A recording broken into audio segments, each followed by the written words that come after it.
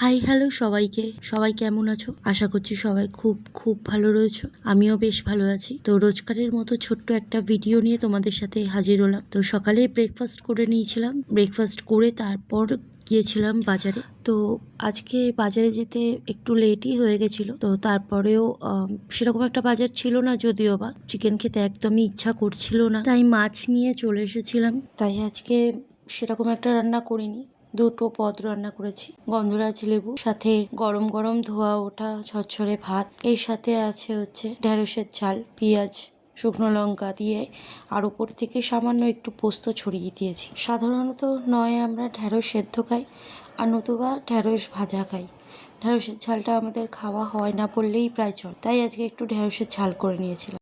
এর সাথে করে নিয়েছিলাম হচ্ছে কাটাপোনা মাছের আলু দিয়ে কালিয়া। পেঁয়াজ রসুন ছাড়া মাছের এই কালিয়াটা খুব টেস্টি হয়। জাস্ট আদা, জিরে, টমেটো, গরম মশলা, ঘি দিয়ে এই কালিয়াটা করতে হয়, মারাত্মক পরিমাণে টেস্টি হয় খেতে। আর এমনি আমরা পেঁয়াজ রসুন আদা দিয়েই কালিয়া করে খাই, তাই আজকে মা বলল আদা ঘি হিং দিয়ে কালিয়াটা করতে। তো যেমন বলা তেমন কাজ করে দিয়েছি অলরেডি। এই রেসিপিটা যদি তোমরা পেতে চাও অবশ্যই আমাকে একটা কমেন্ট করো, আমি অবশ্যই শেয়ার করব। আর সাথে রয়েছে তো আম, গরমকালে এটা না থাকলে তো খাওয়াটা অসম্পূর্ণ হয়ে থাকে। তো এই ছিল আমার একটা ছোট্ট ভিডিও, তোমাদের কাছে ভালো লাগলে অবশ্যই একটা লাইক করো। দেখা হচ্ছে নেক্সট ভিডিওতে। টিল দেন টাটা, ভালো থেকো, সুস্থ থেকো, আর জমিয়ে খাওয়া দাওয়া করো।